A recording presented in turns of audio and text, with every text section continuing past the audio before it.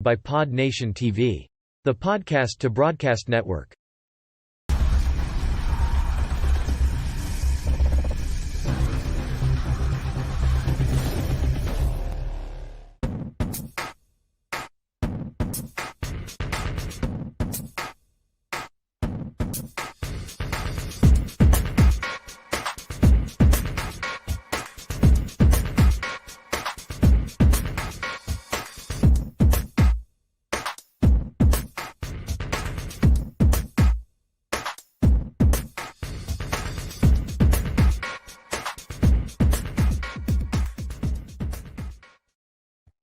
Hey everybody, welcome to the show. You know where you are, Expert Talk with me, Tigo. And today we got somebody special. Well, I say that all the time, but we really do.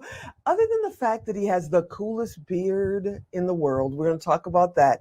But if you live in Las Vegas like I do, you can't walk down the strip without seeing signs for MMA. We're going to talk about MMA. We're going to talk about, really fighting for your life and surviving and helping others get over that hurdle as well. Erik Allen is here today. We're going to have some fun. Sit right there. We'll be right back.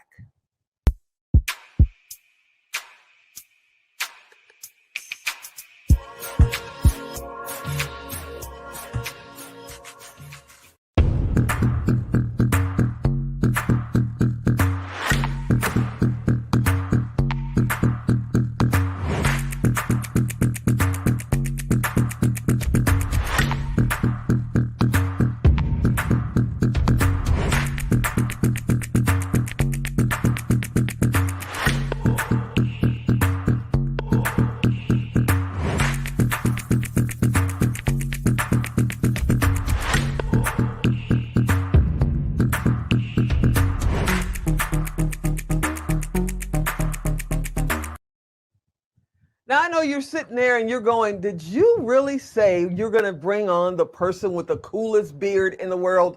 I sure the heck did. Erik Allen's out there. Erik, are you out there? Tigo, how are you? Thank you so much. It's such an honor to be here. It's so fun to have you here, man. And you really do have the coolest beard. Thank you so much. I think in the world. I mean, you're like Amazon famous, man. That's true. Yeah. Amazon famous. Yeah. You could probably find me on a few different ads out there. Now, before we get into anything else, what made you decide to grow the beard out in the first place? So I used to grow the beard just for like 1 month out of the year. It wasn't for Movember, just 1 month out of the year. I'd shave it, or, I'd grow it out for 30 days and then shave it off. My wife would fall back in love with me after that. Right. So it's like, oh, there's the clean shave. Right. And then when my daughter was like 3 years old, I shaved it off. She said, Dad, I missed the beard. And I was like, I'm not shaving that again. So that's kind of how it started. And then we've just kind of kept it around this length for the last probably 8 years. So now we know who has the power in your house. Your daughter runs the house. For sure. I see how this is going. So you've already started holiday shopping. Yeah, for sure. Okay. So if you guys are wondering, it's literally September and this guy has already started holiday shopping. So who knows what's about to happen this year. Right. So let's talk about this. You and I met at a great event. Hey to Greg Reed, big high ups to Greg Reed. We met at Prosperity Camp a couple of months ago and I had a blast. What about you? It was so much fun, mind blowing for me to be there. My first time being at an event like that, and so many good speakers, so many amazing people there. I love that I got to connect with you and excited to be back for Secret Knock here in just a few weeks. I know, right? I'm excited as well. And it was my first time at Prosperity Camp. And I couldn't believe how it was set up. I've been in events for, most of my life, and I've never seen an event set up that way where the VIPs were really VIPs and didn't just have the title, but then they were also, not behind a rope where you got to go about 50 feet away from them and wave and hope they wave back. Right. They were actually talking with you, hanging out with you. You could ask them anything and they would actually answer you. It was the coolest thing ever. I thought that was amazing. I can't wait for Secret Knock. Plus I get to speak at Secret Knock. So I'm super stoked about that. I might actually have to put on a clean shirt or something. I don't know. Okay. So you yourself are a host, correct? You have your own show. What's your show about? So I have two podcasts, the Eric Allen Show. That's where I talk with entrepreneurs, world changers, and success-minded people. Been blessed to speak with guys like Ed Milet, Brad Lee, Bedros Keuilian, Jim the Rookie Morris, Tim Story, Eric LeGrand, and Dan Caldwell, founder of Tap Out, and of course, Ken Shamrock a few times.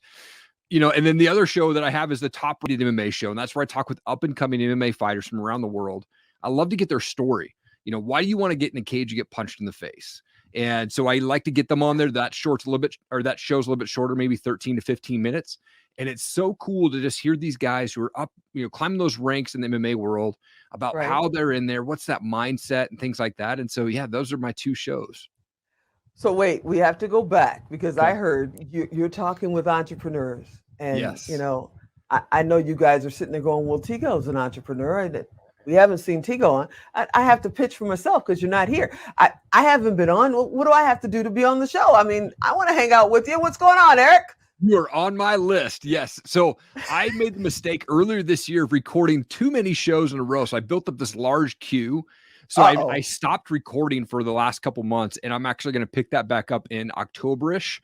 And I've got a link that's going, you're like at the top of my list, a link that's going out to you so I can have you on the show. So it'll come out before the end of this year, but I would love to have you on. It would be such an honor to have you on. I'd love to be on, and I'm just giving you a hard time. I have to give you a hard time. It's just my job in life. Totally. But I got you. You're on my list for sure. I definitely I didn't want to reach out to people and say, hey, it's coming out in 5 months, because I made that mistake earlier. So I've definitely got you on my list to bring on. I love it. And then for your MMA show, how did you get into that? What made you, because you're not a fighter, correct? I'm not a fighter. Fan. Yeah, big fan. Yeah. So what made you decide, I'm going to go out and start talking to these fighters? I'm a fan. I want to get the words directly from them. What made you decide to do that? It was actually like this trail of failure that led me to the podcast. And so my wife and I started Top Rated MMA as an apparel company in 2012. It was during the Tap Out era. We made a lot of business mistakes. We bought a bunch of inventory that didn't sell. And we took off really fast, and then it dropped real quick, and it went slow. And then in 2015, I got bored with it. I wasn't making money. I wasn't excited about it. I literally put an ad in Craigslist and said, who wants to buy this company?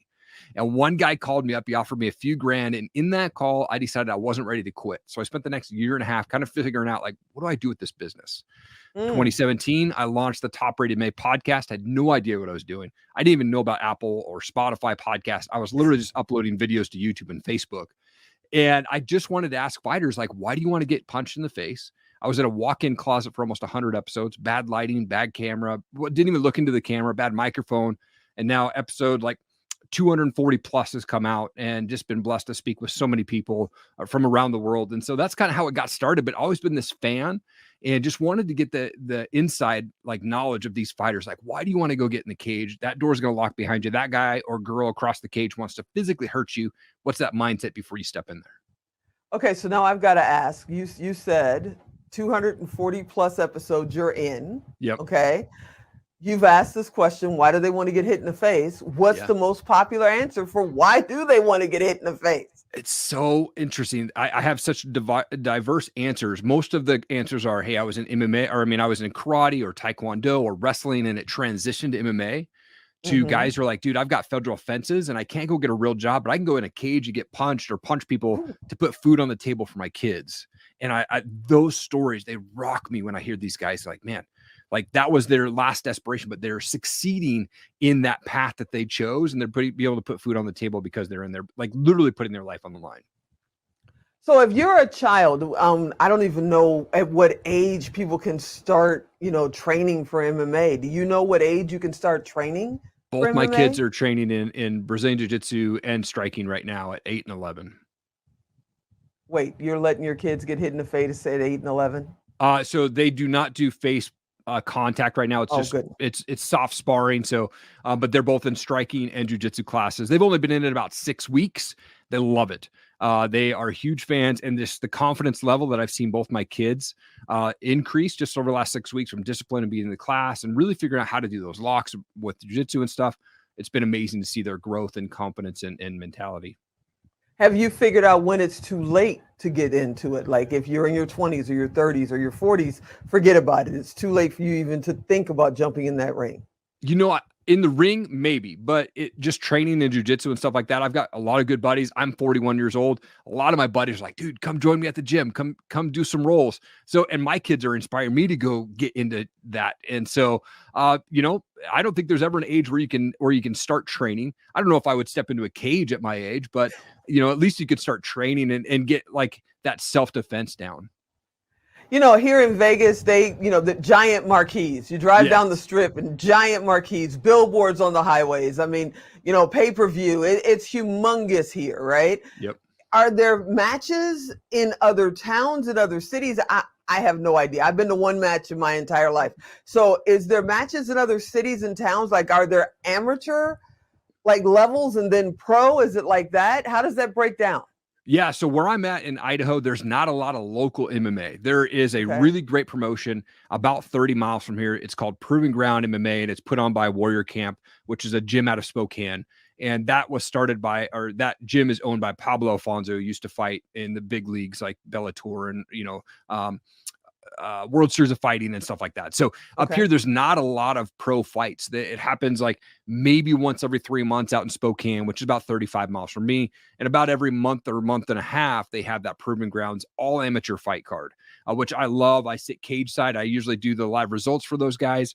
It's ran very professionally for being an all amateur show, and they bring in a ton of crowd. And it's awesome to see these guys who are like, maybe I should test the water of this MMA thing. And they go in there and they either win or they don't, but it's a learning opportunity either way. All right. All right. Well, I mean, I'm getting the flag from the producer saying, you know, we got to go to break. We got to go to break. So what we're going to do is we're going to go to break right now. And then when we're going to come back, because I saw something on social media. You know, Erik is hitting 100 interviews this year. And I think he's on like number 60 or 70 or something like that. And then we're going to talk about the journey he made at the age of 14. So sit right there. We'll be right back. Expert Talk is sponsored by Pod Nation TV, the podcast to broadcast network.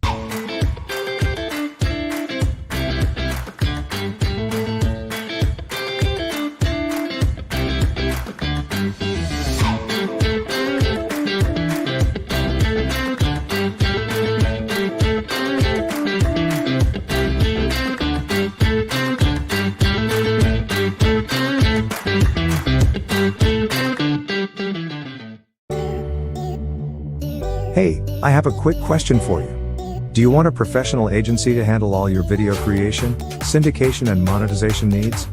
Here at Melrose 11, we specialize in getting you the results you need to help you grow your business by generating new leads, driving more traffic and closing more sales without breaking your bank.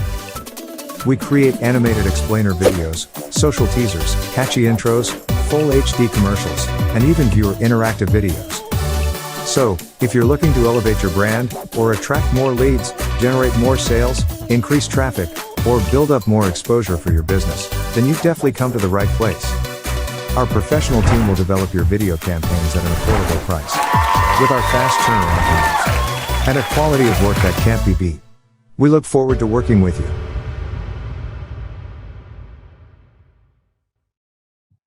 Hey everybody, welcome back. We're talking with Erik Allen, and we're talking about MMA. We're talking about his entrepreneurial journey, and I forgot to ask him a question. Erik, are you out there? I'm here. Yes. Thank you so much. So I gotta ask, you know, I don't know, is MMA real? Because, you know, they say wrestling, the kind you see on TV, may not be as real as they try to make it. Is it real? I have seen lots of knockouts and lots of blood. From a personal perspective, yes, it is 100% real. Ooh, okay. Okay. Now we're changing subjects because you now have given me the willies. All righty. Okay. So we're moving on. You're doing 100 interviews in 2021. Is that what I saw? That is a goal. Yeah. This is interview number 85 for me this year. Wow. So what made you decide to do it? Last year in 2020, I set a goal to do 50 interviews, and I did 26. And I was like, seriously, that's all I got? And so I came into 2021. I said, I'm just going to do 4X that. I'm doing 100 this year. This year's all about growth for me, and I'm changing the way that I see things. I want to grow financially. I want to grow my business. I want to grow my networking, grow my marriage, grow my finances, everything like that. And so this is just a huge year for me. So I said, hey, you know what? We're going to hit this 100 number. We're going to try to get my story out. We're going to try to connect with as many people as we can in 2021. So next year, are you 10xing it and gonna do like 1,000 or something? No, I'm kidding. Maybe, but I don't know. I've got to. So I'll release 100 episodes of my own podcast, plus be a guest of 100 this year. So it'll be an interesting. That's interesting awesome. year. Yeah. That's awesome. I love that. I love that. So let's talk a little bit about your journey yourself, because you and I had this much time to talk at the event at Prosperity Camp in San Diego, and I was blown away because you literally raised yourself from the age of 14. And there are people out there right now, I was an adopted child. I was a lucky one. I got adopted at the age of 6 months. Mm-hmm. So, but there are people out there right now that are in the system, that are stuck outside of the system and are really going through a tough time because of the pandemic. What happened? How did that happen? And how did you survive? It was tough. Yeah. So I grew up in, I thought it was a typical household up until I was 11 years old, played Little League and went to Sunday school. My parents got divorced when I was 11. I had never even heard that word before. None of my friends had parents who were divorced or anything. And so it was a big shocker to me that my parents got divorced. I never saw my parents fight. I knew my dad drank a little bit as a kid. I saw vodka bottles in the garage, but I never saw any crazy arguments or anything like that. My parents get divorced. My mom immediately gets together with a guy who's very physically abusive, almost like the first date that I remember. And I remember standing outside the house looking through the window when they're arguing. He's hitting her with a cordless phone back when those were around, right? And my mom never pressed charges. It drove me nuts. I didn't understand. And then they did the smart thing. They got pregnant and they decided, hey, we're going to move to small town Montana, Stevensville, Montana. So they moved up. I grew up in Eastern Washington, is where that was from. So I moved up to Stevensville, Washington, or Montana. Population 1,200 people. They rented this house on 5 acres, beautiful property, ponds, right by the Bitter River. The house had 3 bedrooms though. It was one for them, one for my brother who was just a couple months old at the time, and then one for my sister who's 4 years younger. Okay. They said, Eric, you get to live in the garage. So I literally had this bed and then a plastic tarp at the end of my bed that separated my bed from the truck that would pull in. I had a fireplace on my half of the garage that would keep me semi-warm in those -degree winters in Montana. But when I was 13 years old, they came home arguing, and it wasn't anything different than any other night. I brushed my teeth, and I felt like God was talking to me in that moment saying, dude, you got to turn around. There's some serious stuff going on. So the way the house was set up was behind me was the kitchen to the pantry to the garage where I stayed. So I turned around, and I see him on top of my mom in the pantry, and it's just boom, boom, boom, one shot after the other, punch her in the face. I'm like, dude, I got to stop this guy. So I walked up and I grabbed a cast iron pan and I swung as hard as I could and I split the back of his head open. And he turned around and he said, what the, and as he said that, I took another swing and split his forehead open. I'd fallen in that swing to the ground. And I remember him standing up over me. He was bleeding and he's starting to yell. My mom jumps up, lands like 6 punches in a row. There's blood splatting on the wall. Cops show up finally and take him to jail for the night. Again, no charges were pressed. And at that point I was kicked out of that house. I had 3 months left in my freshman year of high school. So I bounced around from friends' houses and to finish out my freshman year of high school there in Montana, and then moved back to live with my dad in Washington State. He rented a house for him and I, and he would put $20 in the cup for my lunch money, Hunger Man meals in the freezer, and cereal and milk in the house. And then he would go stay with his girlfriend.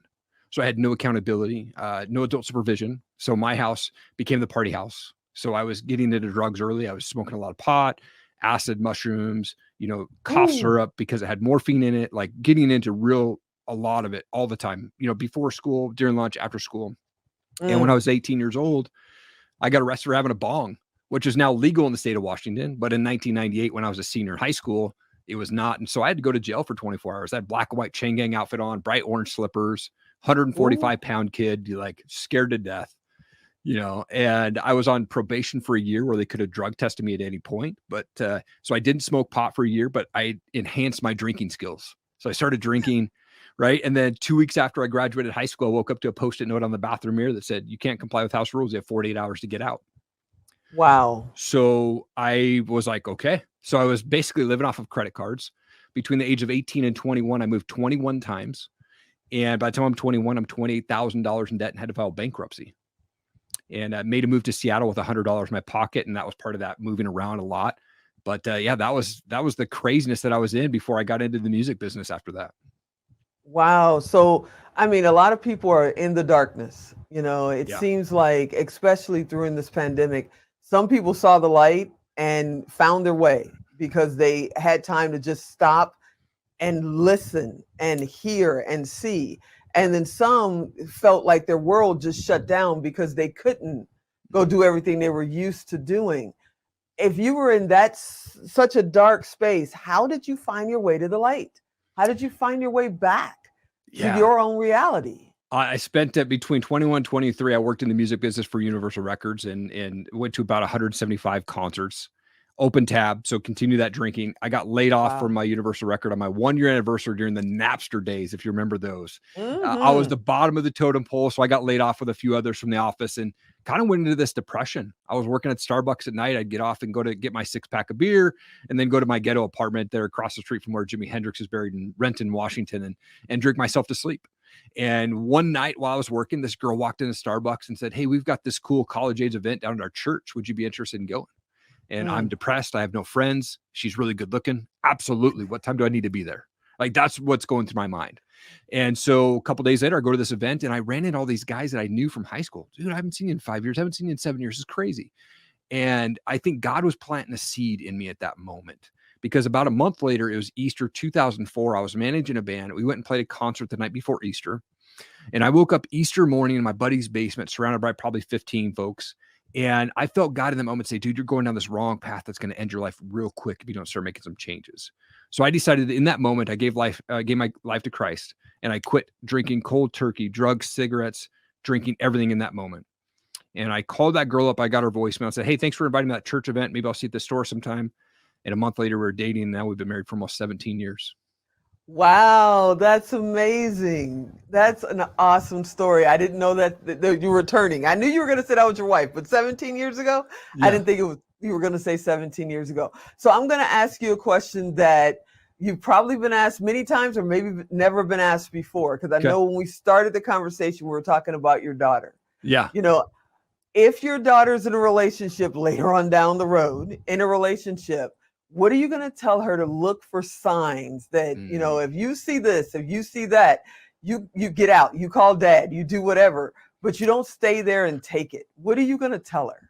Yeah. You know, I think what I need to tell her is, you know, my wife and I, we both come from the craziness. So we've been teaching our kids that, hey, you know what, we're breaking the chains of abuse and rejection and addiction that we battled and that we dealt with or that we were around. And so we want our daughter to realize, like, you know what, I want my daughter to see a man that hopefully treats her like I treat my wife. You know, I try to, you know, be respectful, right? You know, you're on time, you're being there for them. Right. And so anybody who tries to get out of line, now my daughter, she's tough and she'll probably tap him out with the Brazilian jiu-jitsu moves. But like, so I'm not 100% worried about that. But, you know, I'm the guy who's like, when the first boy shows up to take my daughter for a date, I'm going to make him dig a 6-foot hole in the backyard. Right. Like that's like, you know what, this is just for later, bro. Like, I mean, I'm going to be that scary dad, like, you know, from Bad Boys when they answer the door. I was going to say, I just had that scene of Bad Boys in my head play. Like, best scene ever. And I'm like, dude, I'm going to take that to life. So yeah, I mean, I definitely want to put a little bit of fear in those boys when they come over ever.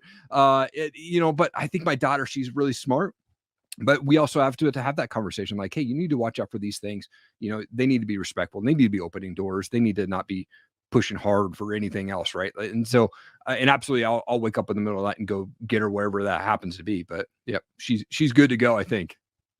So then I got to ask, because I've got grandsons, you know, and it just seems to be that it may be a small window of 6 months. It may be a wide window of 7 years, but it seems to be that all boys go through this crazy time before they find some kind of sanity.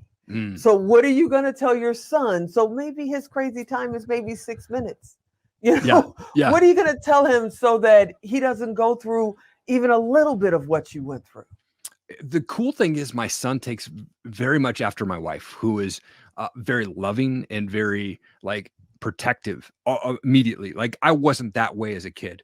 I mean, maybe when I was 13, but as a kid, I wasn't that way. My son is very much aware of his surroundings, very smart, and he's very respectful for girls. And we teach him that too. Like, hey, you know what? We have to respect girls. We can't open the door just if you want to walk in, you got to knock on the door because Sissy might be in there going to the bathroom, right? Like, you can't change in front of Sissy. Like, we are kind of teaching him that right off the bat. And he is so Nice. smart when it comes to that, and just being respectful with the girls that he interacts with at class. Now, my son, he's got long curly hair, and he says every girl in class wants to marry him, right? Which is pretty cool. But at the same time, I'm like, dude, you got to take your time. You got to respect. And, you know, he's in elementary school, so he's not like in that girlfriend mode or anything quite yet. Uh-oh. Yeah. All right. We're going to have you back on in 10 years when you start to go through the girlfriend mode and see how Right. dad's doing. Because Yeah. dad may need therapy right about then. Totally. So, you know, our producer, Alan, he's bouncing up and down saying we're out of time. And I've been having such a blast with you. We're going to have you come back.